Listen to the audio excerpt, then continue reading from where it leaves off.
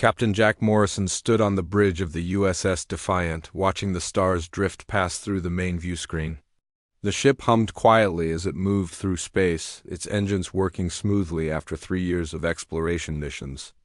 Jack was 42 years old, with short brown hair and tired eyes that had seen too many empty star systems and boring survey reports. The bridge was clean and organized, everything in its proper place. Lisa Park sat at the navigation station, her fingers dancing across the controls as she plotted their course to the next system. Danny Wright was down in engineering, making sure the ship's systems ran perfectly. Kate Miller monitored communications from her station, listening to the endless chatter of merchant ships and colony reports. Ryan Blake checked the security systems, though they rarely needed them on these peaceful missions. Jack remembered the stories his grandfather used to tell him about the old days. Back then, humans were different. They were wild and dangerous, the kind of people other alien species feared to meet in dark corners of the galaxy. His grandfather had fought in the Vorthic Wars, when human ships would charge into battle against impossible odds and somehow win. Those humans never asked permission to fight. They just fought, but that was 300 years ago. Now, humans were civilized. They followed rules. They filed reports. They asked the Galactic Council for permission before doing anything important. Jack's generation had grown up with computers, doing most of the thinking and artificial intelligence helping with every decision. Most humans had never seen real combat, never faced a situation where they had to choose between following orders and doing what was right. The Defiant was a good ship, but it was built for exploration, not war. Its hull was designed to withstand asteroid impacts, not alien weapons. Its sensors could map entire star systems, but it only had basic defensive systems. The crew was trained to handle equipment failures and navigate dangerous space, not to fight battles. Jack often wondered what had happened to the humans from the old stories. Where was the crazy courage that made them charge into hopeless battles? Where was the stubborn refusal to give up that had made them legendary across the galaxy? Sometimes he felt like his whole generation had traded their fighting spirit for safety and comfort. The communication console beeped, and Kate Miller straightened in her chair. "Captain, I'm picking up a distress signal." Jack walked over to her. "Station. Where from?" Kate adjusted her controls, trying to clean up the signal. "It's coming from the Kepler 442 system. The signal is weak and breaking up, but it's definitely human." Lisa Park turned from her navigation console. "That's about 4 light years from here. There's a colony there called New Hope, about 50,000 people, mostly scientists, and their families." Jack frowned. He knew about New Hope. It was one of the newer human colonies, established only 20 years ago. They were doing research on alien plant life and trying to build a self-sufficient farming community. Good people, working hard to make a life among the stars. "Let me hear it," Jack said. Kate played the transmission. Static filled the bridge, broken by a man's voice that sounded scared and desperate. "This is New Hope Colony calling any human. Ship, we are under attack. Repeat, we are under attack. Unknown alien vessels are bombing our settlements. We need immediate assistance. Please, if anyone can hear this, we need help." The message cut off, leaving only static. Kate tried to raise the colony again, but there was no response. Jack felt something cold settle in his stomach. An attack on a human colony was serious. It had been decades since anyone had been foolish enough to attack humans directly. Most alien species preferred to avoid conflict with humans, not because they were afraid of modern humanity, but because they remembered the old stories. "Danny, how long would it take us to reach Kepler 442?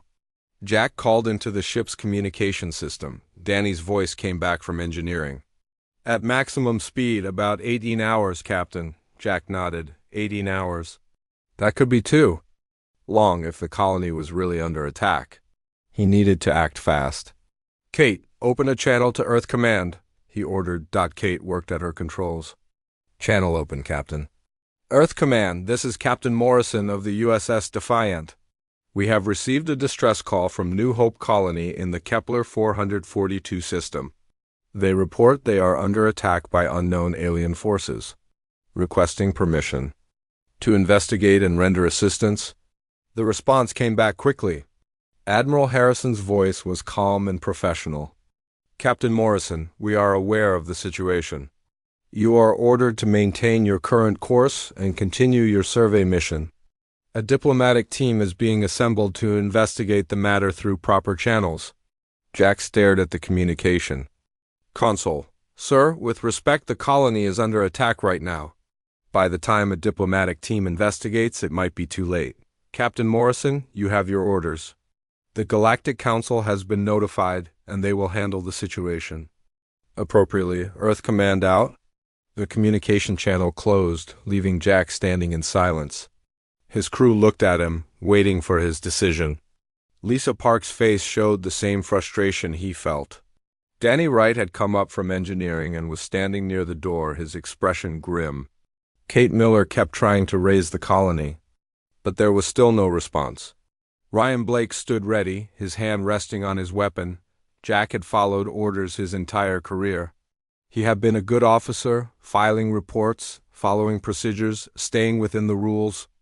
But right now, those rules meant abandoning 50,000 humans to whatever was attacking them. It meant letting people die while bureaucrats and diplomats had meetings. He thought about his grandfather again, about the stories of humans who never left their own behind. Those humans would not have waited for permission. They would have gone to help, no matter what the rules said. Captain, Lisa said quietly, what are we going to do? Jack looked at his crew. These were good people, trained professionals who had served with him for 3 years. They trusted him to make the right decision. But what was the right decision? Follow orders and let the colony die, or disobey orders and try to save them? The old humans would not have hesitated. They would have turned their ships around and charged into battle, even if they were outnumbered and outgunned. They would have fought until the end, because that was what humans did.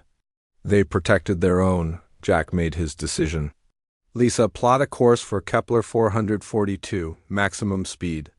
Lisa smiled and turned to her controls. Course plotted, Captain. Kate, keep trying to raise the colony. And start monitoring all frequencies. I want to know what's happening out there. Yes, sir.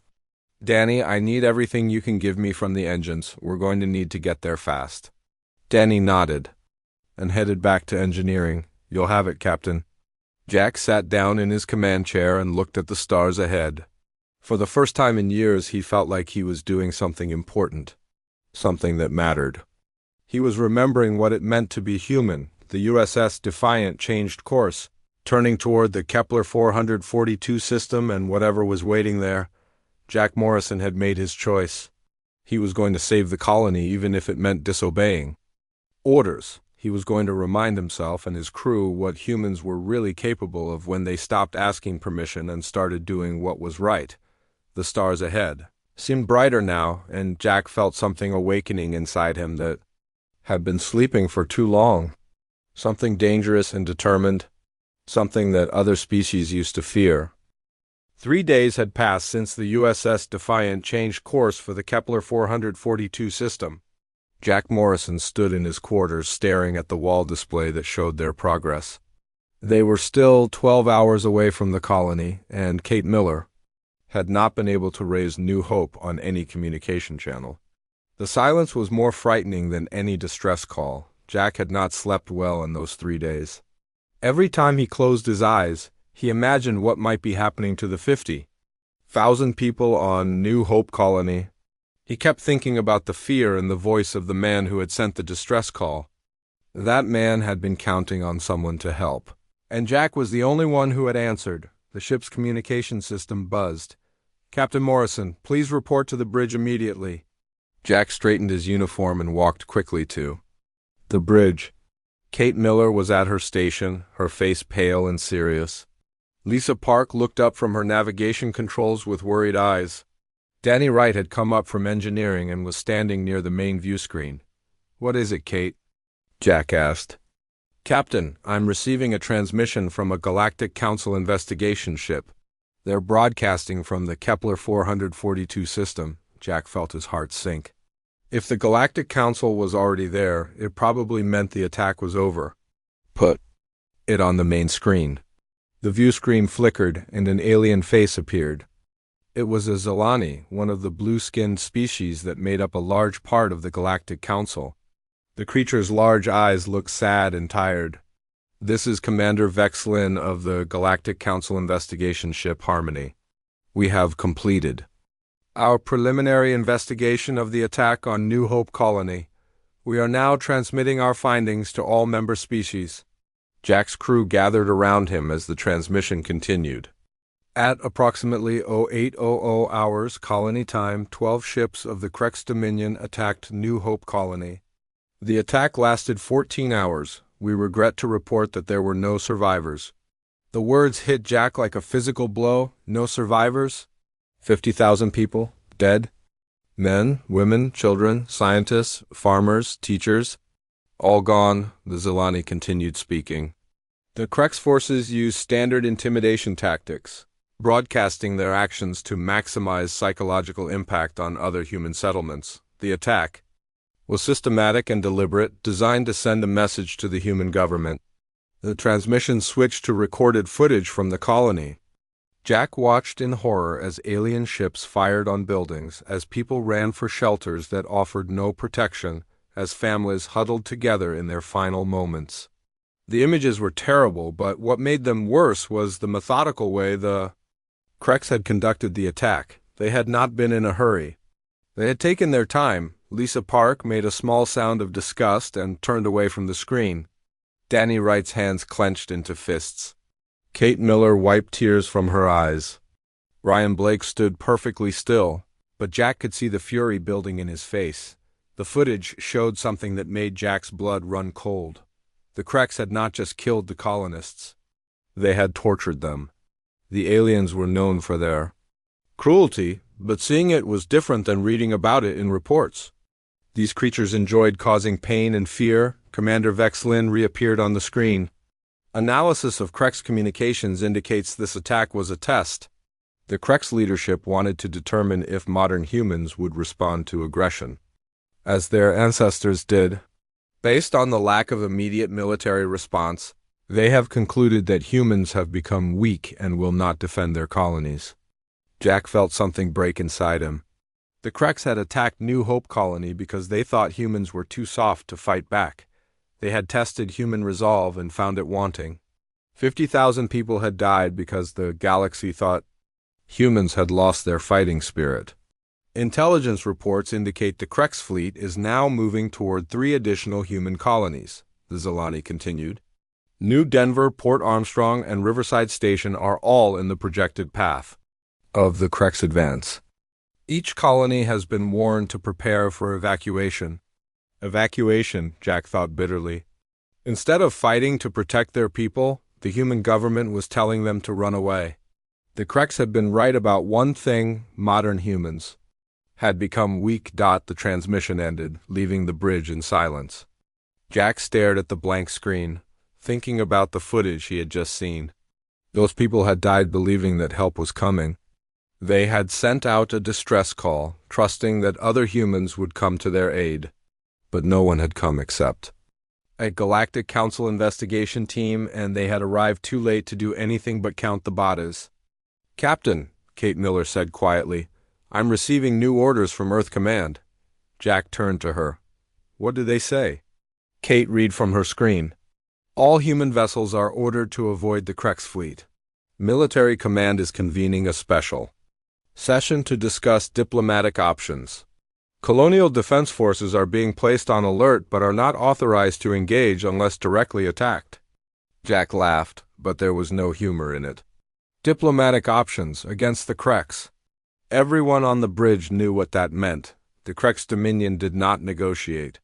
They did not make treaties. They conquered and consumed. The only language they understood was violence, and the human government wanted to talk to them. "Sir," Ryan Blake said, his voice tight with anger, "what are we going to do?" Jack looked at his security chief. Ryan was young, maybe 28, and he had never seen real combat. None of them had. They were all products of the new civilized humanity, that solved problems with meetings and paperwork instead of weapons and courage, but watching those images had changed something in Jack. He remembered his grandfather's stories about the old days when humans were the most feared species in known space. Back then, humans did not ask permission to protect their own. They did not form committees to study problems. They acted. Lisa, how long until we reach the Kepler 442 system? Jack asked. 11 hours, Captain. Jack nodded. When we get there, I want a full scan of the system. I want to know exactly what happened and where the Krex fleet went. Yes, sir. Kate, I want you to start monitoring all communications in this sector. Military frequencies, civilian channels, everything. If the Krex are really heading for 3 more colonies, I want to know their exact position. Kate looked confused. Captain, our orders are to avoid the Krex fleet. Jack turned to face his crew. These were good people, trained professionals who had served with him for 3 years. They trusted him to make the right decisions. But the right decision was not always the same as the safe decision. Danny, I need you to start working on the ship's systems. I want to know what modifications you can make to increase our combat capability. Danny's eyes widened. Combat capability, sir? The Defiant is an exploration ship. We have basic defensive systems, but nothing that could stand up to a Krex warship. I know what kind of ship this is, Jack said. But sometimes you have to work with what you have. Jack walked to the main view screen and stared out at the stars. Somewhere out there, the Krex fleet was moving toward 3 more human colonies. The aliens expected no resistance. They thought humans were too weak to fight back. Captain, Lisa said carefully, what exactly are you planning? Jack turned back to his crew. I'm planning to remind the galaxy what humans are really capable of. The Krex think we're weak because we've been acting weak. They think we've forgotten how to fight because we've spent 3 centuries trying to be civilized. He paused, thinking about the images of the dead colonists. But being civilized doesn't mean letting your people die. It doesn't mean running away when monsters come to your door. Our ancestors knew something we've forgotten. Sometimes the only way to stop a monster is to become something more dangerous than it is. Ryan Blake stepped forward. Captain, are you talking about engaging the Krex fleet? Jack looked at each of his crew members. I'm talking about saving 3 colonies full of innocent people. I'm talking about showing the Krex that humans still remember how to fight when they have to. The bridge fell silent.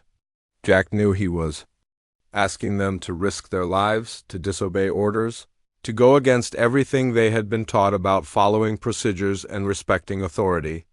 But he also knew that sometimes doing the right thing meant breaking the rules.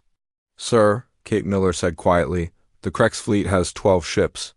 We have 1 exploration vessel with basic weapons, Jack smiled grimly. Then we'll have to be creative. Jack Morrison stood alone in his quarters, staring at a photograph on his desk.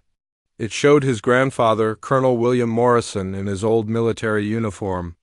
The man's eyes were hard and determined, the kind of eyes that had seen real combat and never backed down from a fight. Jack had always wondered if he had inherited any of that strength. The ship's communication system buzzed. Captain, this is Kate. I'm picking up some interesting communications on the old military frequencies. Jack hurried to the bridge. Kate Miller was at her station, adjusting her controls and listening intently to something through her headset.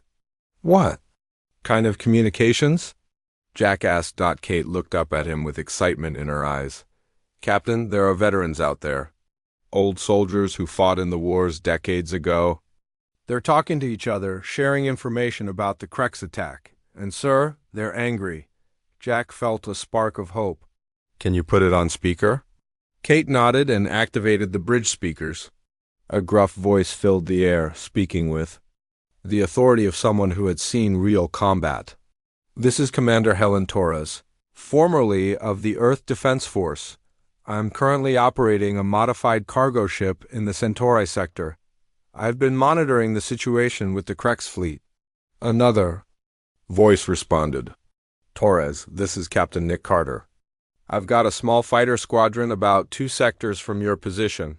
We're all retired military, but we still remember how to fight. Jack listened as more voices joined the conversation. Veterans scattered across the galaxy, flying merchant ships and cargo haulers working as miners and station operators. But they all had one thing in common: they remembered when humans were warriors instead of diplomats. The way I see it, Torres continued, the Kreks are heading for New Denver, Port Armstrong, and Riverside Station.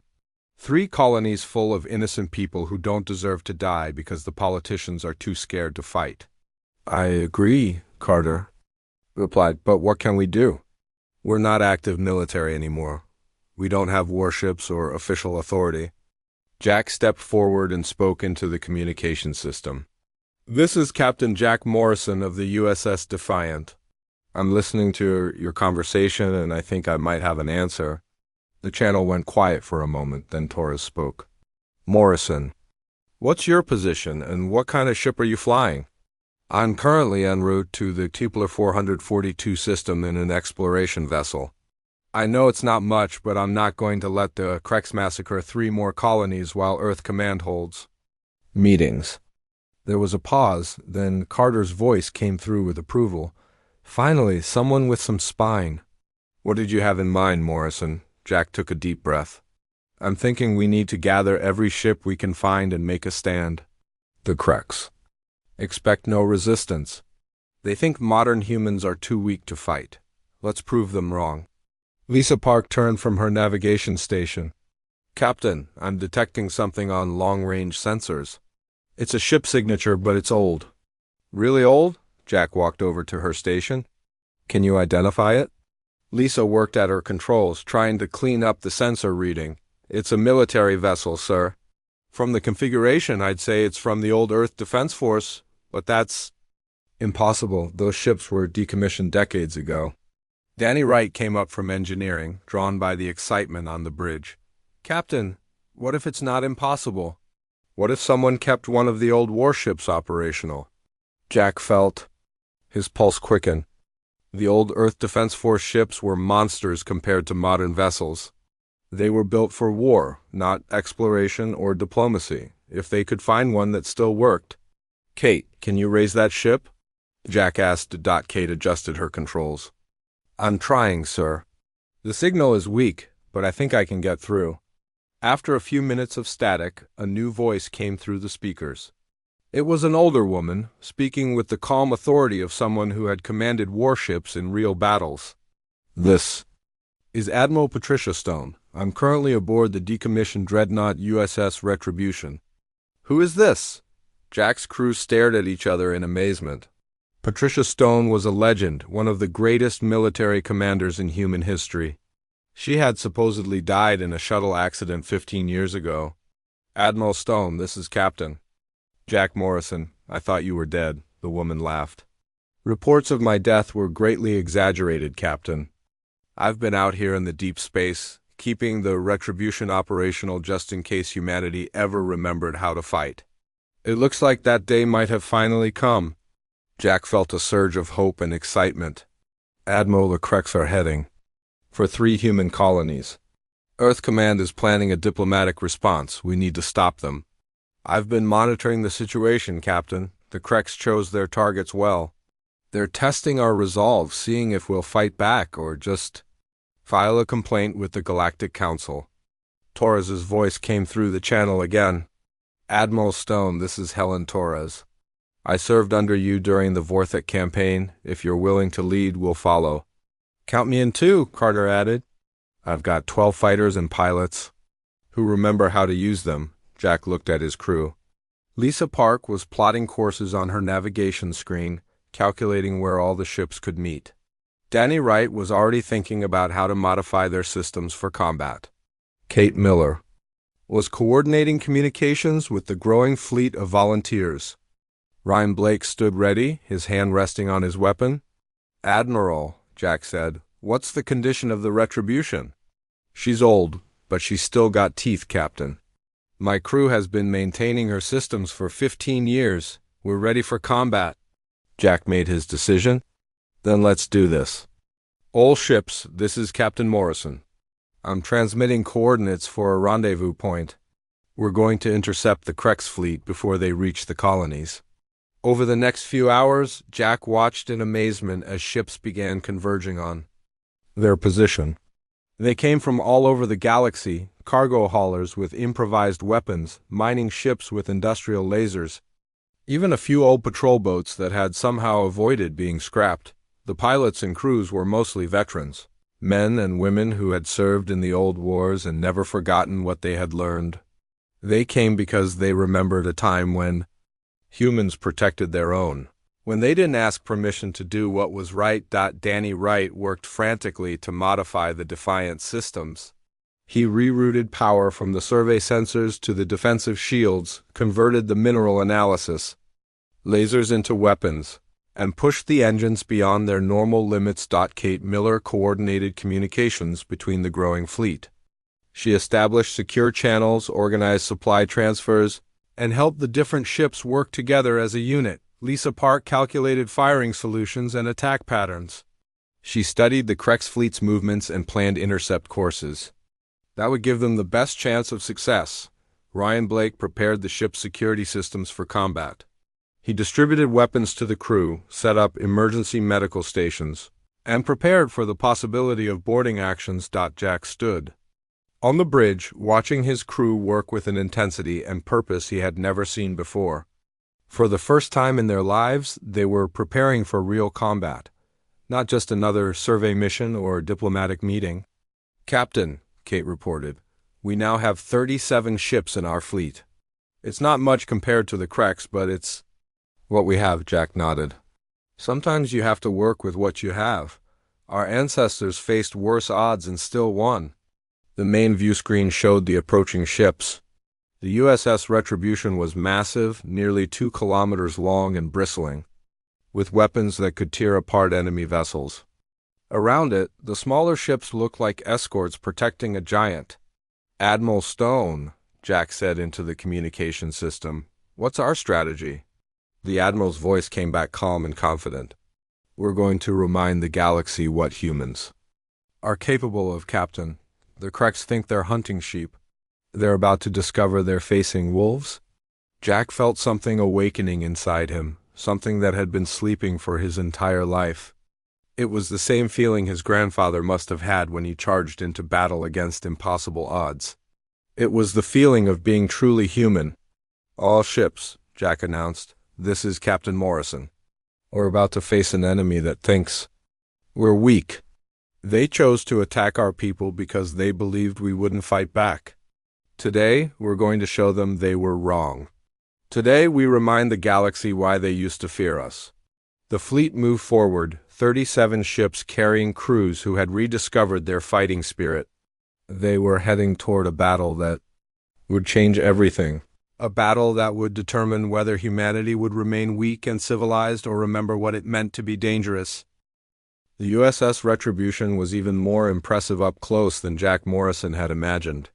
The massive dreadnought stretched nearly 2 kilometers from bow to stern, its hull scarred by decades of battles but still menacing. Weapon ports lined its sides like the teeth of some ancient monster, and its engines glowed with barely contained power. Jack stood on the bridge of the Defiant, watching through the main view screen as his ship approached the legendary warship. Around them, 36 other vessels moved in formation.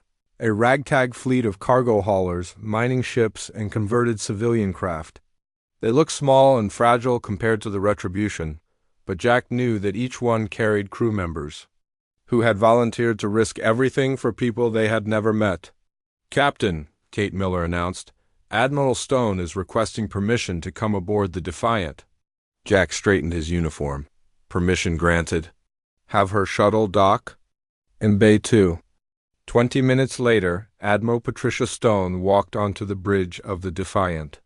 She was a tall woman with gray hair and sharp blue eyes that seemed to see everything at once. She wore an old Earth Defense Force uniform that had been patched and repaired over the years, but still carried the authority of someone who had commanded fleets in real wars. "Captain Morrison," she said, extending her hand. "It's good to meet someone who still remembers what it means to be human." Jack shook her hand and was surprised by the strength of her grip. "Admiral, it's an honor. I grew up hearing stories about your victories in the Vorthak Wars. Stone smiled grimly. Those were different times, Captain. Back then, humans knew how to fight. We didn't ask permission to protect our own people. She walked to the main view screen and looked out at the assembled fleet. 37 ships against 12 Krex bio vessels. Not the worst odds I've faced, but not the best either. Lisa Park turned from her navigation station. Admiral, I've been analyzing the Krex fleet movements.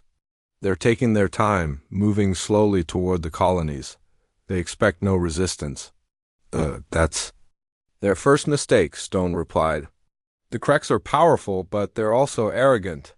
They've been conquering weak species for so long that they've forgotten what it's like to face real opposition. Danny Wright came up from engineering, his uniform stained with grease and sweat. Admiral, I've been working on modifications to our ships. The retribution systems are incredible, but some of the smaller vessels need upgrades if they're going to survive combat with Krex bioships. Stone nodded approvingly. What kind of modifications? I've been rerouting power systems, converting mining lasers into weapons, and reinforcing hull plating where possible. It's not perfect, but it will have to do. Ryan Blake stepped forward. Admiral, what can you tell us about Krex combat tactics? Stone's expression darkened. The Krex are brutal but predictable. They use fear as a weapon, trying to terrify their enemies into surrendering without a fight. Their bioships are tough and heavily armed, but they're not particularly fast or maneuverable. She paused, thinking. The key is to hit them hard and fast before they can coordinate their response. They're used to fighting scared opponents who run away. They're not prepared to face enemies who charge straight at them. Kate Miller looked up from her communication station. Admiral, I'm monitoring Krex communications. They're broadcasting on open channels, probably trying to intimidate anyone who might be listening. Let's hear it, Stone said. Kate activated. The speakers and a harsh alien voice filled the bridge. The words were translated by the ship's computer, but the tone of arrogance and cruelty came through clearly. This is War Prime Sith of the Krex Dominion. We have destroyed the human settlement. Called New Hope, soon we will destroy 3 more colonies. The soft humans will learn that their time of weakness has made them prey. We will harvest their fear and feast on their flesh. The transmission continued with detailed descriptions of what the Krex planned to do to the colonists. Jack felt his anger growing with every word. These creatures were not just killers, they were monsters who enjoyed causing pain and terror. That's enough, Stone said, and Kate cut off the transmission. The Krex always broadcast their intentions. They want their enemies to be afraid before the battle even begins. Jack clenched his fists. How long do we have before they reach the colonies? Lisa Park checked her navigation display. Based on their current speed, they'll reach New Denver in 14 hours. Stone walked to the tactical display and began entering commands. Then we need to intercept them in 12 hours. I'm uploading attack patterns to all ships in the fleet. Jack watched as the tactical display showed the planned battle. The human fleet would approach the Krex from multiple directions, using the Retribution as the main assault ship while the smaller vessels attacked from the flanks. Admiral, Jack said, this is going to be dangerous for the civilian ships. These people volunteered to help, but most of them have never been in real combat. Stone looked at him with those sharp blue eyes. Captain, every human in this fleet knows the risks. They chose to be here because they remember something that Earth Command has forgotten. Sometimes you have to fight for what's right, even if the odds are against you. She activated the fleet communication system. All ships, this is Admiral Stone. In 12 hours we will engage the Krex fleet. I want everyone to understand what we're facing. The Krex are not just enemies. They are monsters who torture and kill innocent people for pleasure. Her voice carried across all 37 ships, reaching veterans who had fought in forgotten wars and civilians who had never fired a weapon in anger. Some of you may be wondering if we can win this battle. The truth is, I don't know. What I do know is that 3 human colonies are counting on us. Families, children, scientists, farmers, Good people who deserve to live without fear. Jack felt something stirring in his chest, a feeling he had never experienced before. It was pride, but also something deeper. It was the feeling of being part of something larger than himself. Hundreds of years ago, our ancestors faced impossible odds and won because they refused to give up. They fought not because they were ordered to, but because it was the right thing to do. Today, we have the chance to be like them. Stone paused, letting her words sink in. The galaxy thinks humans have become weak. They think we've lost the fighting spirit that made us legendary. Today, we're going to prove them wrong. The Admiral looked around the bridge of the Defiant, meeting the eyes of each crew member. In 12 hours, we will remind the galaxy what humans are capable of. We will show the Kreks that attacking our people was the worst mistake they ever made. Jack felt his crew's determination growing. Lisa Park was already calculating final approach vectors. Danny Wright was making last-minute modifications to their weapons. Kate Miller was coordinating communications between all the ships. Ryan Blake was checking and rechecking their defensive systems. Captain Morrison, Stone said, I want the Defiant to stay close to the Retribution during the battle. Your crew has shown real courage, and I want to make sure you survive to tell this story. Jack shook his head. With respect, Admiral, we didn't come this far to hide behind your ship. We came to fight. Stone smiled, and for the first time since Jack had met her, she looked genuinely pleased. Now you sound like the humans I remember. Very well, Captain. You'll take the left flank with Commander Torres and her cargo haulers. As the Admiral prepared to return to her ship, she turned back to Jack one more time. Captain, whatever happens in the next 12 hours, remember this. You and your crew have already done something important. You've reminded yourselves what it means to be human. After Stone left, Jack stood on the bridge looking out at the fleet. 37 ships, most of them never designed for combat, preparing to face an enemy that had terrorized the galaxy for centuries. It should have been hopeless, but Jack no longer felt hopeless. He felt dangerous. He felt like his grandfather must have felt when he charged into battle against the Vorthic Empire. He felt like a human should feel when someone threatened his. People, all stations, prepare for combat, Jack announced. In 12 hours, we're going to show the Kreks what happens when you attack the wrong species. The bridge crew worked with focused intensity, making final preparations for a battle that would determine the fate of 3 colonies and the future of humanity's reputation in the galaxy. They were no longer just explorers or diplomats, they were warriors ready to fight for their people and their honor. The countdown to battle had begun. The battle began at dawn, local time, in the space above New Denver Colony. Jack Morrison stood on the bridge of the USS Defiant, watching through the main view screen as the Kreks fleet emerged from hyperspace. 12 massive bioships appeared. Like dark insects against the stars, their hulls pulsing with organic lights and weapons that looked like they had grown rather than been built. The Kreks ships were enormous, each one easily twice the size of any human vessel except the Retribution. They moved with a slow, confident grace, expecting to find a defenseless colony below them. Instead, they found 37 human ships waiting in battle formation. Admiral Stone to all ships, came the voice over the communication system. The Kreks have arrived?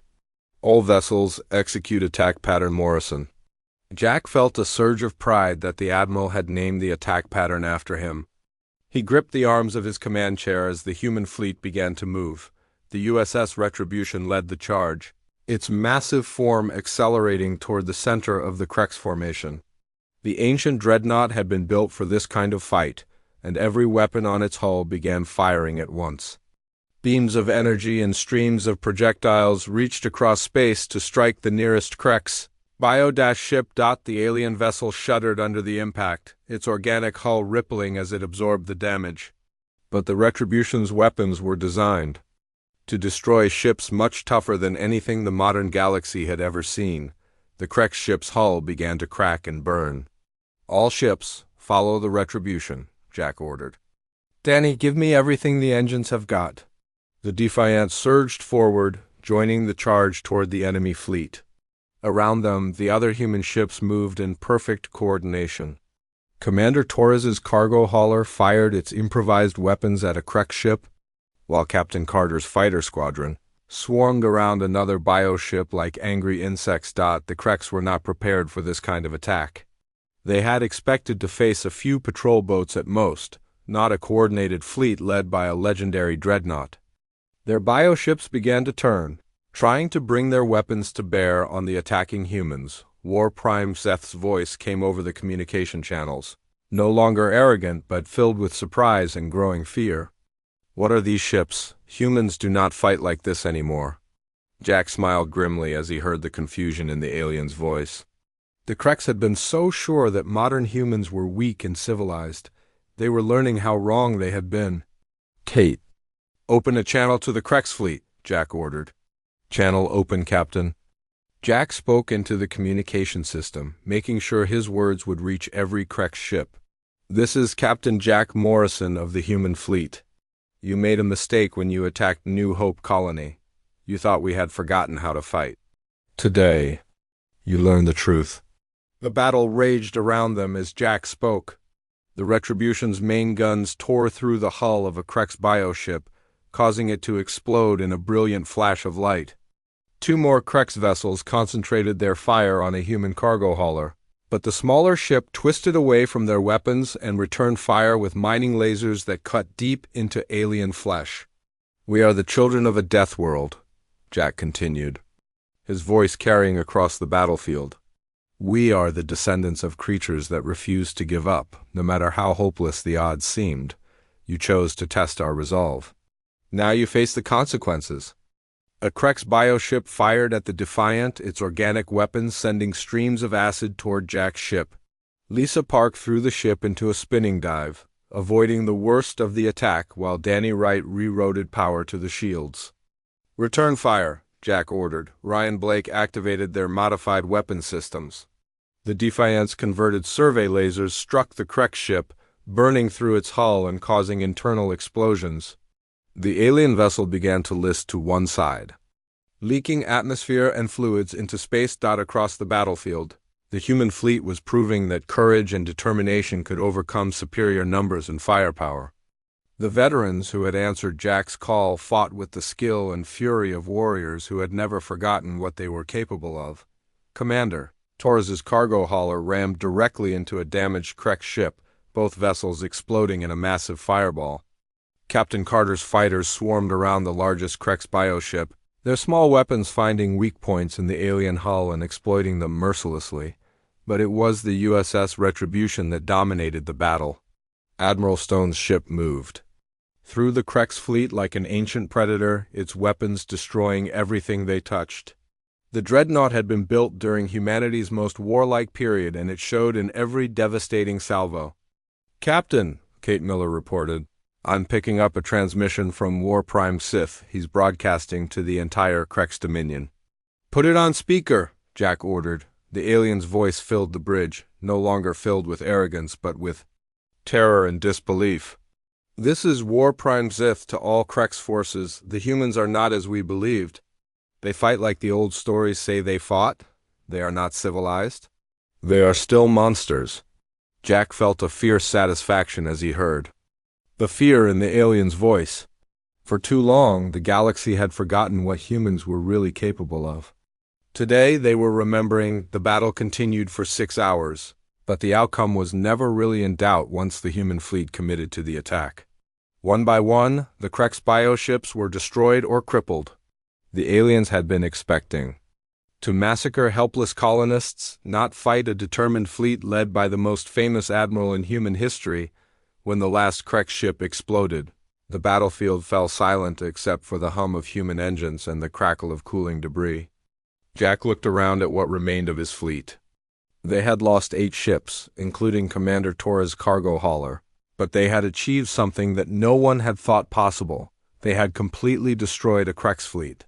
"Admiral Stone to all ships," came the voice over the communication system. "Well done, everyone. Today, you have reminded the galaxy what humans are truly capable of." Jack stood up from his command chair and looked out at the debris field that had once been the most feared fleet in this sector of space. New Denver Colony was safe. Port Armstrong and Riverside Station would not be attacked. 3 human colonies would continue to exist because 37 ships and their crews had refused to let them die. "Captain," Kate Miller said, "I'm receiving communications from ships all across the galaxy. News of the battle is spreading fast." Jack nodded. "What are they saying?" Kate listened to her headset for a moment, then looked up with amazement in her eyes. "Sir, the alien species are calling.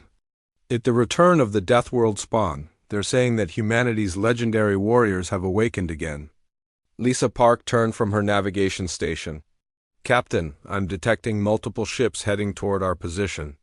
"They're coming from all over the galaxy," Jack frowned. "What kind of ships?" "All kinds, sir. Military vessels, merchant ships, even some Galactic Council ships. Everyone wants to see the fleet that destroyed the Krex." Jack realized that they had done more than just save 3 colonies. They had changed how the entire galaxy viewed humanity. For 3 centuries, humans had been seen as a civilized species that preferred diplomacy to warfare. Now everyone was remembering the old stories about human warriors who never surrendered and never left their people behind. "Captain Morrison," Admiral Stone's voice came over the communication system, "you and your crew have done something remarkable today. You've reminded not just the galaxy, but humanity itself, what we're really capable of when we stop asking permission and start doing what's right." Jack looked at his crew. Lisa Park was smiling as she plotted their course home. Ganny Wright was already working on repairs, his face showing the satisfaction of an engineer whose modifications had worked perfectly in combat. Kate Miller was coordinating with the other ships, her voice filled with confidence and pride. Ryan Blake stood ready for whatever came next, no longer just a security officer but a warrior who had proven himself in battle. "Sir," Kate reported, "I'm receiving a transmission from Earth Command." Jack almost laughed. What do they want now? Kate listened for a moment, then looked up with a grin. "They're not calling to reprimand us, Captain. They're formally requesting that we return to Earth to help rebuild the military. Apparently, every human colony in the galaxy is demanding better protection, and they want warriors, not diplomats." Jack nodded slowly. The age of human weakness was over. The galaxy had been reminded that humans were not just another civilized species playing by the rules. They were the children of a death world, and when their people were threatened, they became something that other species should fear. As the human fleet began its journey home, Jack Morrison knew that his name would be remembered as the man who had awakened humanity's fighting spirit. But more importantly, he knew that no one would ever again make the mistake of thinking that humans had forgotten how to be dangerous. The legend had returned, and the galaxy would never be the same.